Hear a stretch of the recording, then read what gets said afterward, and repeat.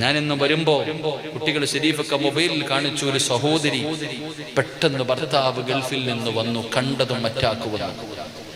അള്ളാഹു സ്വർഗം കൊടുക്കുമാറാകട്ടെ, അള്ളാഹു സ്വർഗം കൊടുക്കുമാറാകട്ടെ. 1400 കൊല്ലം മുമ്പ് നബിതങ്ങൾ പറഞ്ഞു, നിങ്ങൾ വീട്ടിലേക്ക് വരുമ്പോൾ ഭാര്യമാരോട് പറയണമെന്ന് നബിയനാ റസൂലുള്ളാഹി. പുതിയ ട്രെൻഡാ. ഗൾഫിൽ കിടക്കുന്നവൻ, എവിടെങ്കിലും കിടക്കുന്ന ഭർത്താവ് പറയാതെ വീട്ടിൽ കയറി വരും, സർപ്രൈസ് ഭാര്യയ്ക്ക്. അങ്ങനെ പോകാൻ പാടില്ലടോ. നബിതങ്ങൾ പറഞ്ഞില്ലേ, വെറുതെയാ പറഞ്ഞേ?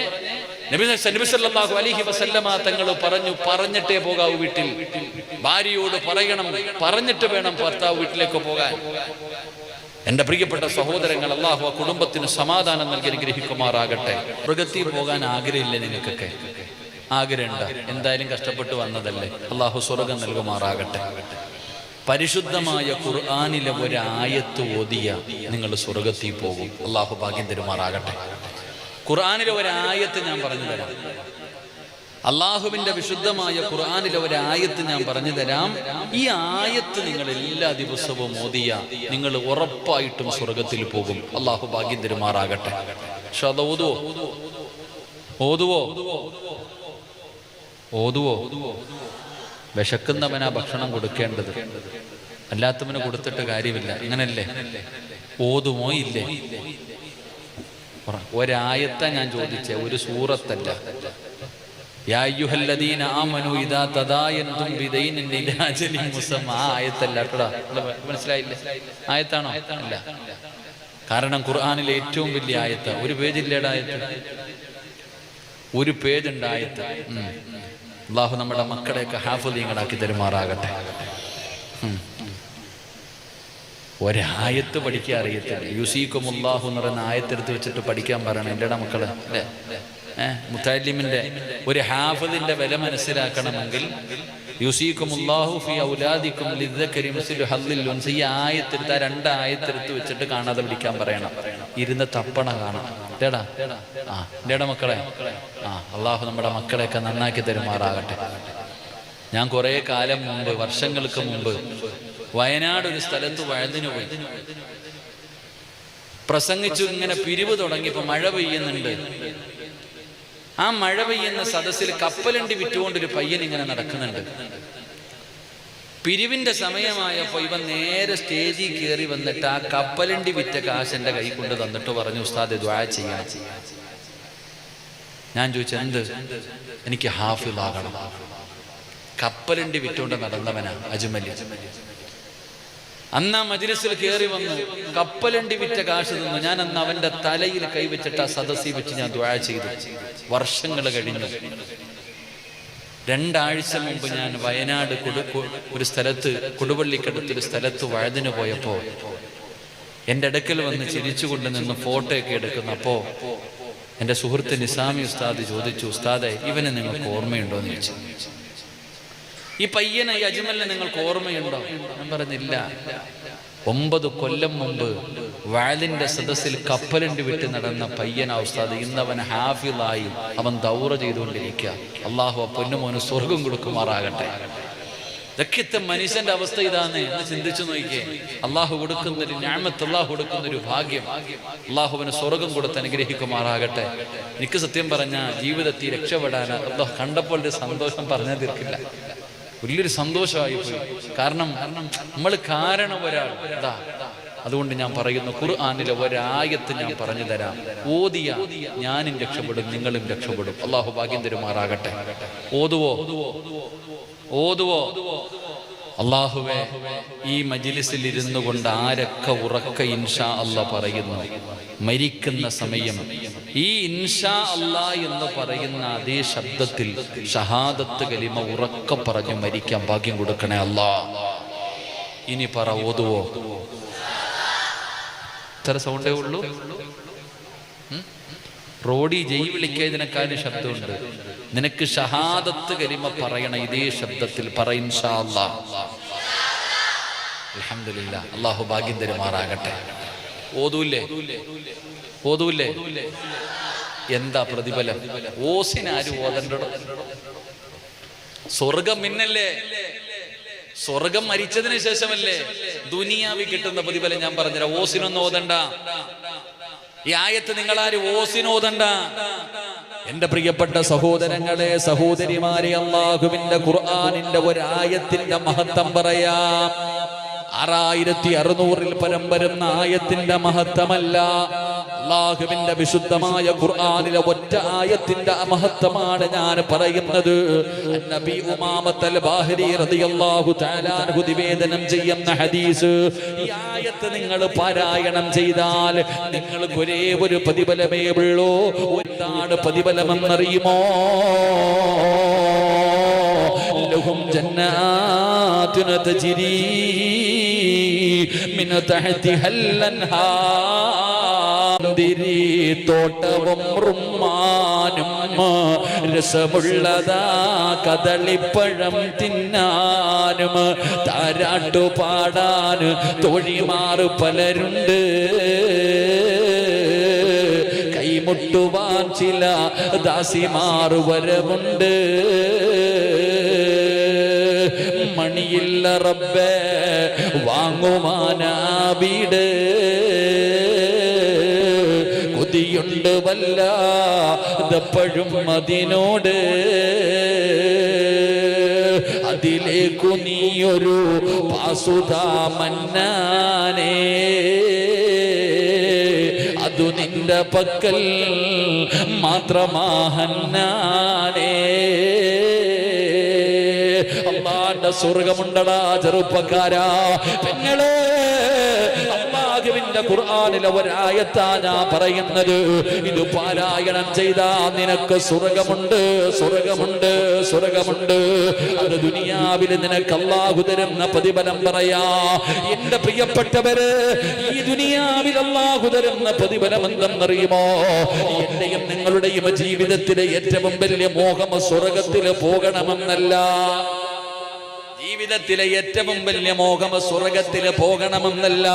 പിന്നെ എന്റെയും നിങ്ങളുടെയും ജീവിതത്തിലെ ഏറ്റവും വലിയ അഭിലാഷമെന്താ? ഈ ലോകത്ത് നിന്ന് യാത്ര പറയുമ്പോ ഖാബിദുൽ അർവാഹ് മലക്ക് അസ്റായീൽ എന്ന് പറയുന്ന മലക്കുണ്ടല്ലോ, കാലിന്റെ തള്ളവിരൽ മുതൽ റൂഹ് പിടിച്ച അവസാനം ഈ തൊണ്ടക്കുടിയിൽ നിന്ന് റൂഹ് വലിച്ചെടുക്കുന്ന സമയത്ത് അല്ലാഹു തന്ന നാവ് കൊണ്ട് അവസാനമായിട്ട് പറയണം ലാ ഇലാഹ ഇല്ലല്ലാഹ്.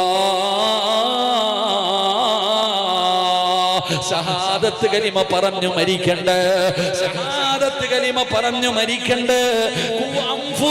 അല്ലാഹുവിന്റെ ഖുർആൻ പറഞ്ഞല്ലോ, കുല്ലു നഫ്സിൻ ദായിഖത്തുൽ മൗത്ത് വ ഇന്നമാ തുവഫൗന ഉജൂറകും യൗമൽ ഖിയാമ ഫമൻ സുഖസിക അനിൻ നാർ വ ഉദ്ഖിലൽ ജന്നത ഫഖദ് ഫാസ് വമൽ ഹയാത്തുദ് ദുനിയാ ഇല്ലാ മതാഉൽ ഗുറൂർ.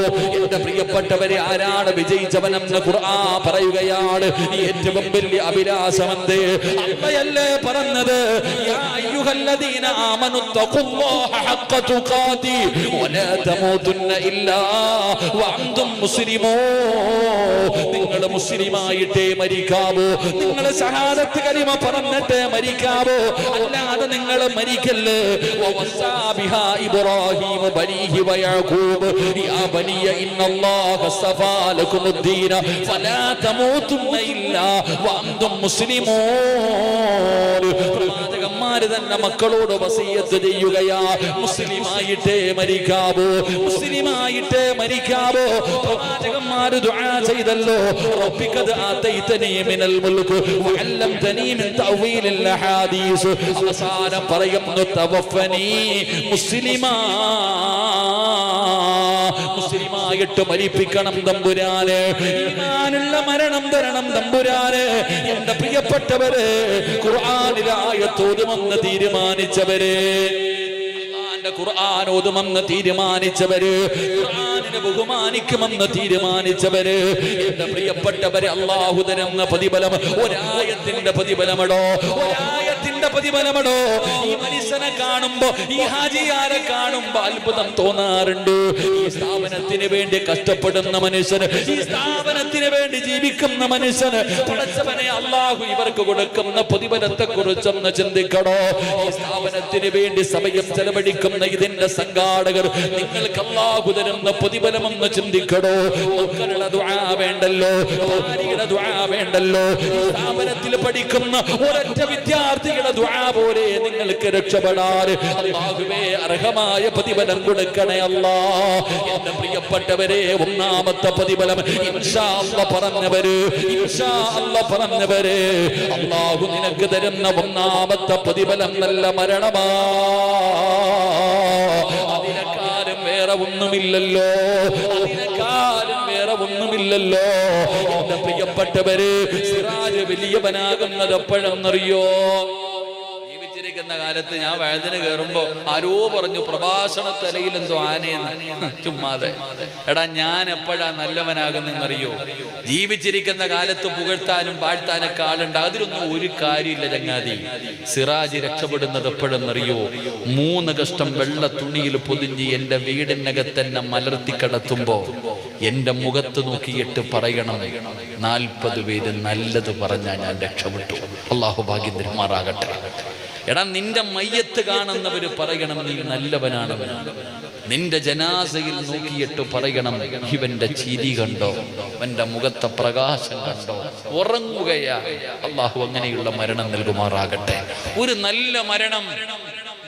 ഖുർആൻ ഓതുന്നവർക്ക് അല്ലാഹു തരുന്ന പ്രതിഫലം നല്ല മരണം. വെറുതെ പറഞ്ഞതല്ല, ഞാൻ വെറുതെ പറഞ്ഞതല്ല. പ്രതിഫലം ഞാൻ പറയാം. മഹാനായ നബി മുഹമ്മദ് മുസ്തഫ സല്ലല്ലാഹു അലൈഹി വസല്ലമ തങ്ങളുടെ സഹാബിയാണ് സഅദ് റളിയല്ലാഹു തആല അൻഹു. സഅദ് ഇബ്നു മുആദിന്റെ ചരിത്രം അറിയുമല്ലോ. മഹാനായ സഅദ് ഇബ്നു മുആദ് റളിയല്ലാഹു തആല അൻഹു, സഅദ് റളിയല്ലാഹു തആല അൻഹു 30ാമത്തെ വയസ്സിൽ മുസ്ലിമായി. സഅദ് തങ്ങൾ 30ാമത്തെ വയസ്സിൽ മുസ്ലിമായി. 36ാമത്തെ കൊല്ലം, 36ഓ 38ഓ പടച്ചവനെ തുച്ഛമായ കാലമാണ് മുസ്ലിമായി ജീവിച്ചത്. സഅദ് റളിയല്ലാഹു തആല അൻഹു പടച്ചവനെ തുച്ഛമായ വർഷമാണ്, 6 മാസം 6 വർഷമാണ് മുസ്ലിമായി ജീവിച്ചത്. പക്ഷേ മരിച്ചപ്പോ അല്ലാഹുവിന്റെ അർശ് കുലുങ്ങുകയാ. സഅദ് തങ്ങൾ മരിച്ചപ്പോ, സഅദ് റളിയല്ലാഹു തആല അൻഹു മരിച്ചപ്പോ അല്ലാഹുവിന്റെ സിംഹാസനം കുലുങ്ങുകയാ. അല്ലാഹുവിന്റെ അർശ് കുലുങ്ങി. സഅദ് റളിയല്ലാഹു തആല അൻഹുവിന്റെ മുഖത്ത് നോക്കുന്നവർ പറയുന്നു, ചിരിക്കുകയാ. എന്തൊരു ചിരിയാ അല്ലാഹ്, എന്തൊരു പ്രകാശമാ അല്ലാഹ്, എന്തൊരു മരണമാ അല്ലാഹ്. കാണുന്നവര് മുഴുവനും കൊതിക്കുകയാണ്, കാണുന്നവര് മുഴുവനും കൊതിക്കുകയാണ്. പെങ്ങളെ, ഇങ്ങനെ ഒരു മരണമല്ലേ നിനക്ക് വേണ്ടത്? മയ്യത്ത് കാണാൻ വരുന്നവര് മുഴുവനും നിന്റെ മുഖത്ത് നിന്ന് കണ്ണെടുക്കാതെ നോക്കണ്ടേ? എന്തൊരു വെളിച്ചമാല്ല. ഷഹീദിന്റെ കൂലി കിട്ടുന്ന മരണം കൊടുത്തല്ലോ. വെള്ളിയാഴ്ച മരിച്ചില്ലേ, സുജൂദിൽ കിടന്ന് മരിച്ചില്ലേ, ഒന്നുകൂടി മരിച്ചില്ലേ. എത്ര വലിയ ഭാഗ്യമാരാ. എന്റെ പ്രിയപ്പെട്ടവരെ, മരിച്ചപ്പോ അല്ലാഹുവിന്റെ അർശ് കുലുങ്ങുകയാണ്. എല്ലാവരും കരയുകയാണ്. സഅദ് തങ്ങൾ ചിരിക്കുകയാണ്. റബ്ബേ, ജനാസ ചുമക്കുമ്പോ സ്വഹാബത്ത് പറയുന്നു, യാ റസൂലല്ലാഹ്, മയ്യത്തിന് ഭാരമില്ല നബിയേ. അല്ലാഹുവേ, റസൂലുള്ളാഹി തങ്ങൾ തള്ളവരള കുത്തിയിട്ട് നടന്നു പോവുകയാ. സഅദ് റളിയല്ലാഹു തആല അൻഹുവിന്റെ ജനാസ കൊണ്ടുപോകുമ്പോ ലോകത്തിന്റെ നേതാവ് തള്ളവരള കുത്തിയിട്ട് നടന്നു പോവുകയാണ്.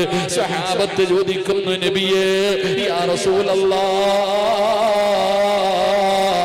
എന്തിനാ നബിയേ തള്ളവരള കുത്തിയിട്ട് നടക്കുന്നത്? എന്തിനാണ് നബിയേ?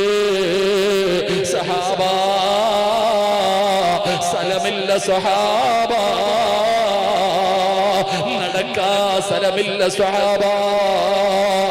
മയ്യത്തിന് ഭാരമില്ലാത്തതിന്റെ കാരണം എന്തെന്നറിയോ?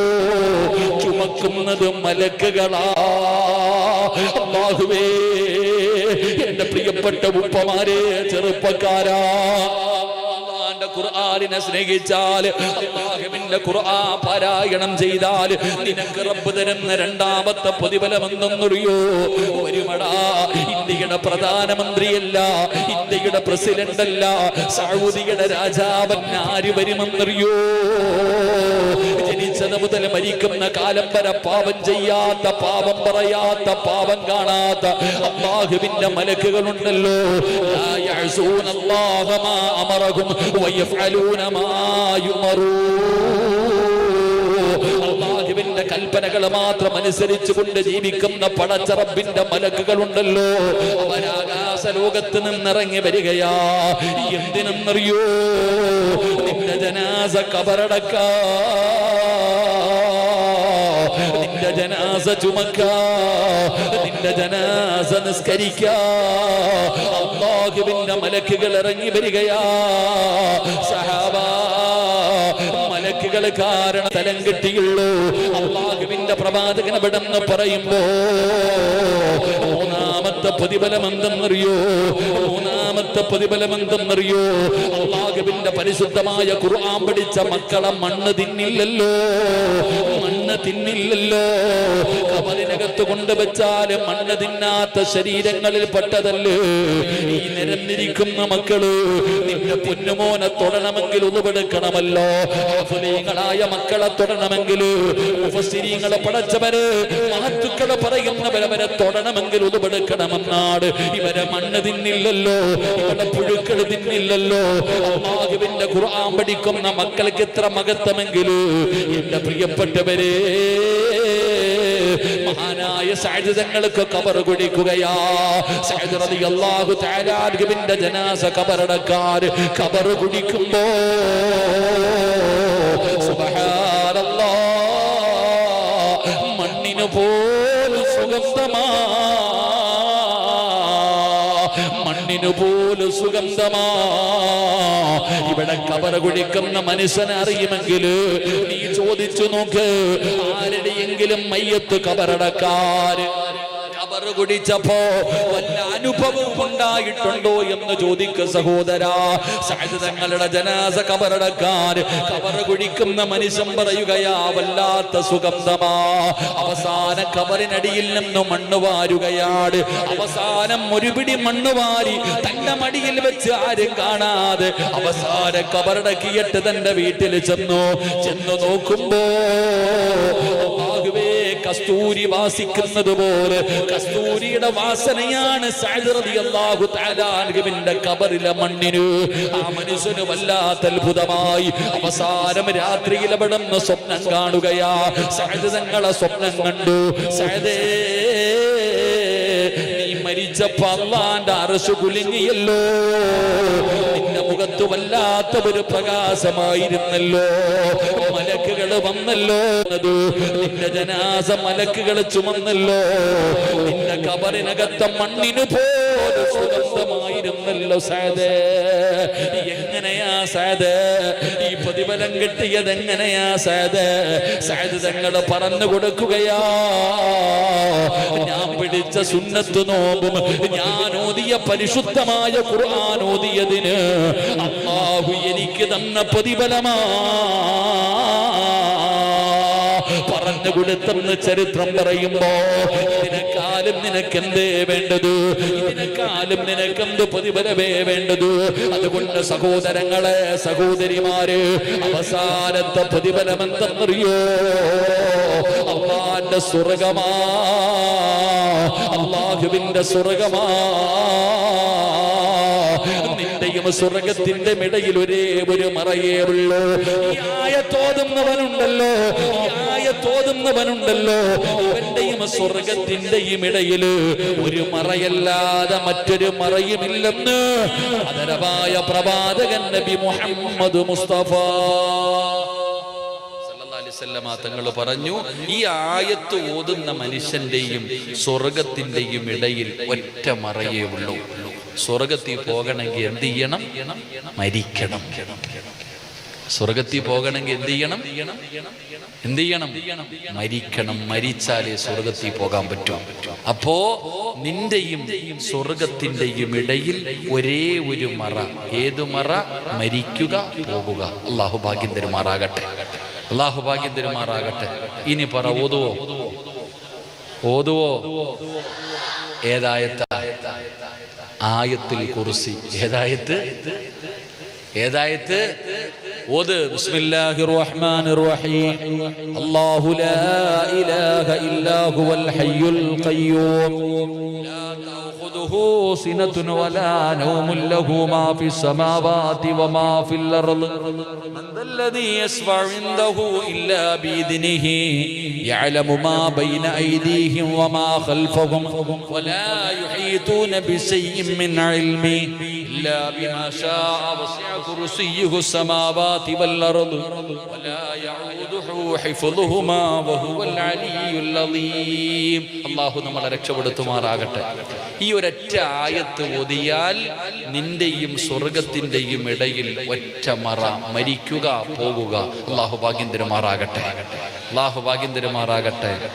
അപ്പൊ ചെറുപ്പക്കാര് ചിന്തിക്കും, എന്റെ പൊന്നടിയ, അപ്പൊ ഈ ഒറ്റ ആയത്ത് ഓതിയ സ്വർഗത്തിൽ പോകാമെങ്കിൽ ഇനിയിപ്പൊ നിസ്കരിക്കൊന്നും വേണ്ടല്ലോ. അങ്ങനെ ചിന്തിക്കുന്നവന്മാരുണ്ട്. ഇത് ഓതേണ്ടത് എപ്പോഴാ? 5 നേരം നിസ്കരിച്ചിട്ട് നിസ്കാരപ്പായിലിരുന്ന് നിന്നെ വിറ്റ കാശ് അല്ലാടുത്തുണ്ട്. എവിടാ ഓതണ്ടേ? 5 വഖത്ത് നിസ്കരിക്കുക, നിസ്കാരപ്പായിലിരുന്നു കൊണ്ട് ആയത്തിൽ കുർസി ഓതുക. ഇനി സ്വർഗത്തിൽ വെച്ച് കാണാം. അല്ലാഹു ഭാഗ്യം തരുമാറാകട്ടെ. സമയം 10:30 ഇൻഷാ അല്ലാഹ് ഞാൻ നിർത്തുകയാണ്. വളരെ സന്തോഷം. അൽഹംദുലില്ലാ. എൻ്റെ പ്രിയപ്പെട്ടവരെ, അൽഹംദുലില്ലാ, ഹാജിയാർ ഒരു ഫോണിലൂടെയാണ് വിളിച്ചത്. അൽഹംദുലില്ലെങ്കിലും അൽഹംദുലില്ലാ, ഈ സ്ഥാപനത്തിൽ പണ്ട് കബീർ ഉസ്താദ് ഇരിക്കുന്ന സമയത്തൊക്കെ ഈ സ്ഥാപനത്തിൽ വന്ന് ഞാൻ ഒരുപാട് അവിടുത്തെ മുകളിലത്തെ റൂമിൽ കിടന്നുറങ്ങിയിട്ടുണ്ട്. ഇവിടെ കുട്ടികളോടൊപ്പം ഇവിടെയൊക്കെ വന്ന സമയം ചെലവഴിക്കുകയും അങ്ങനെയൊക്കെ കഴിഞ്ഞിട്ടുണ്ട്. അൽഹംദുലില്ലാ, ഇന്ന് മനോഹരമായ രീതിയിൽ അൽഹംദുലില്ലാ ഈ സ്ഥാപനം അള്ളാഹു ഈ നാടിൻ്റെ വെളിച്ചമായി അള്ളാഹു ഇതിനെ സ്വീകരിക്കുമാറാകട്ടെ. അള്ളാഹു ഖിയാമത്ത് നാളുവരെ അള്ളാഹു നിലനിർത്തി കൊടുക്കുമാറാകട്ടെ. എൻ്റെ പ്രിയപ്പെട്ട സഹോദരങ്ങൾ, അതുകൊണ്ട് ഇൻഷാ അല്ലാഹ് സമയം 10:30 നമുക്ക് ദുആ ചെയ്തു പിരിയാം. എൻ്റെ പ്രിയപ്പെട്ടവർ, അള്ളാഹു നമ്മുടെ ഈ മജ്ലിസിലെ ദുആ അള്ളാഹു സ്വീകരിക്കുമാറാകട്ടെ. അതുകൊണ്ട് എൻ്റെ സഹോദരങ്ങളെ, സാധാരണ ആൾക്കാരല്ല ഈ മുത്തഅല്ലിമീങ്ങൾ. അഹ്ലുൽ ഖുർആൻ, ഖുർആനിന്റെ അഹ്ലുകാര് വിവിഐപികളാണ്. അള്ളാഹുവിന്റെ പ്രത്യേകമായിട്ടുള്ള ആൾക്കാരാണ് ഈ ഖുർആൻ പഠിക്കുന്ന മക്കൾ. അള്ളാഹു ഇവരെ ആദരിച്ചവരുടെ കൂട്ടത്തിൽ നമ്മളെ പെടുത്തുമാറാകട്ടെ. എത്ര വിദ്യാർത്ഥികളുണ്ട്? 60.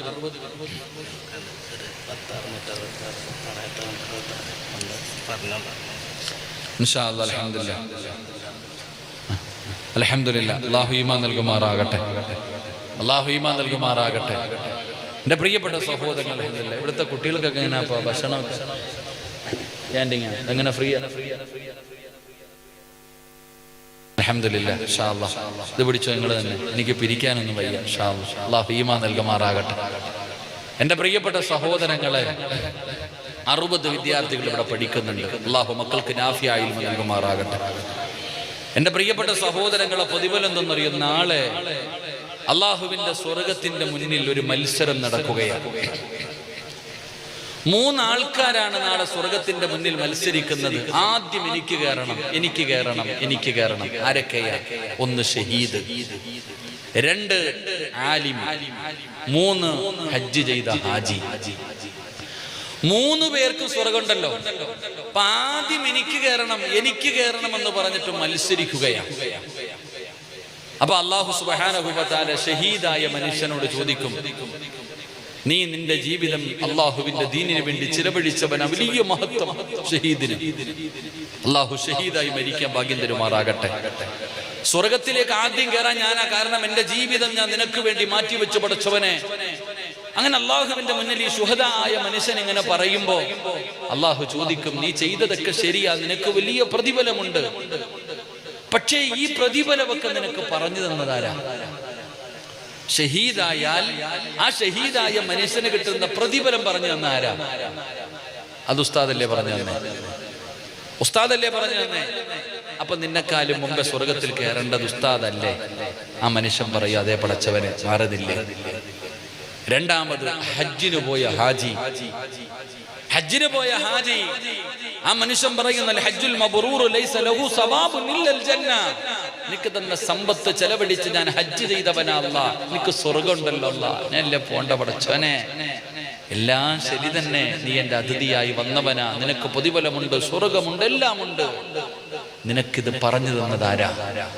ഹജ്ജ് ചെയ്താൽ പ്രതിഫലം കിട്ടുമെന്നും ഹജ്ജിന്റെ അമലുകൾ പഠിപ്പിച്ചു തന്നത് ആരാ നിനക്ക്? അതൊരു ഉസ്താദാ പഠിപ്പിച്ചു തന്നത്. അപ്പൊ ഉസ്താദല്ലേ ആദ്യം പോകേണ്ടത്? അതെ അല്ലാഹ്, മാറുന്നില്ലേ? അപ്പൊ ഉസ്താദ് വിചാരിക്കും, അപ്പൊ ഞാനല്ലേ ആദ്യം കയറണ്ടേ? ആദ്യം കയറേണ്ടത് ഞാനല്ലേ? അള്ളാഹു ആലിമിനോട് ചോദിക്കും, നിനക്ക് വലിയ മഹത്വമുണ്ട്, നീ വലിയ സ്ഥാനമുള്ളവനാ, നിനക്ക് വലിയ പ്രതിഫലമുണ്ട്, ഇൽമു തന്നവനാ ഞാൻ, അൽഹംദുലില്ലാ, എന്തുകൊണ്ടും നീ സ്വർഗത്തിലേക്ക് കടക്കാൻ യോഗ്യനാ. അപ്പൊ അള്ളാഹു ചോദിക്കുന്ന ഒരു ചോദ്യമുണ്ട്, നീ പഠിക്കുന്ന കാലത്ത് നിനക്ക് ഭക്ഷണം തന്നതാരാ? നിനക്ക് കടക്കാനുള്ള സൗകര്യം ചെയ്തു തന്നാരാ? അത് പാവങ്ങളാ അല്ലാഹ്, നാട്ടുകാരാ അല്ലാഹ്, ഈ നാട്ടുകാരാ അല്ലാഹ് എനിക്ക് ഖുർആൻ പഠിക്കുമ്പോ ഭക്ഷണം തന്നത്, താമസിക്കാൻ സൗകര്യം തന്നത്, സ്വന്തം മക്കളെ പോലെ സ്നേഹിച്ച ഒരുപാട് പേരുണ്ട് പടച്ചവനെ. അപ്പൊ അള്ളാഹു ചോദിക്കും, അവരല്ലേടാ ആദ്യം കിടക്കേണ്ടത്? ഈ 60 മക്കളെ സ്നേഹിക്കുന്നവരെ, ഈ 60 മക്കൾക്ക് ഭക്ഷണം കൊടുക്കുന്നവരെ, ഈ 60 മക്കളെ ആദരിക്കുന്നവരെ, ഇവരെക്കാളും മുമ്പേ സ്വർഗത്തിൽ കിടക്കാൻ നിനക്ക് അവസരമുണ്ട്. അള്ളാഹു നമുക്ക് ഭാഗ്യം നൽകുമാറാകട്ടെ, അള്ളാഹു നമുക്ക് ഭാഗ്യം നൽകുമാറാകട്ടെ. അതുകൊണ്ട് എൻ്റെ പ്രിയപ്പെട്ട സഹോദരങ്ങളോട്, സഹോദരിമാരോട്, ഞാൻ പിരിക്കുവാനൊന്നും ഞാൻ അവിടെ നിന്ന് തയ്യാറാകുന്നില്ല. പക്ഷേ ഒരേ ഒരു കാര്യം ഞാൻ പറയാ, യൗമ യഫിറുൽ മർഉ മിൻ അഖീഹി വഉമ്മിഹി വഅബീഹി വസ്വാഹിബതിഹി വബനീഹി. ഒരു ദിവസം വരാനുണ്ട്, അന്ന് ഉമ്മ തിരിഞ്ഞു നോക്കൂല, വാപ്പ തിരിഞ്ഞു നോക്കൂല, കൂടപ്പറപ്പ് തിരിഞ്ഞു നോക്കൂല, മക്കള് തിരിഞ്ഞു നോക്കൂല. എല്ലാവരും കൈയൊഴിയുന്ന ദിവസം മക്കള് പറയുന്നു, അല്ലാ എന്റെ ഉപ്പ എനിക്ക് സ്വർഗം താ പടച്ചവനെ. നിന്ന് കാലു പൊള്ളുമ്പോ, അല്ലാ എന്റെ കാലു പൊള്ളുന്നു, അല്ലാ എന്റെ ഉമ്മാനെ ഒന്ന് മലത്തി കിടത്തി തന്നാൽ അവരുടെ നെഞ്ചത്ത് കയറി ഞാനൊന്നു നിൽക്കട്ടെ അല്ലാ എന്ന് മക്കള് പറയുന്ന ഒരു ദിവസം വരാനുണ്ട്. മക്കള് പറയുന്ന ഒരു ദിവസം വരാനുണ്ട്. എന്റെ പ്രിയപ്പെട്ടവരെ, ഒരാളും നിങ്ങളെ തിരിഞ്ഞു നോക്കാത്ത ദിവസം, ഒരാളും പരിഗണിക്കാത്ത ദിവസം, അല്ലാഹുവിന്റെ കോടതിയിൽ നിങ്ങൾ ഇങ്ങനെ നഫ്സി നഫ്സി നഫ്സിയാ,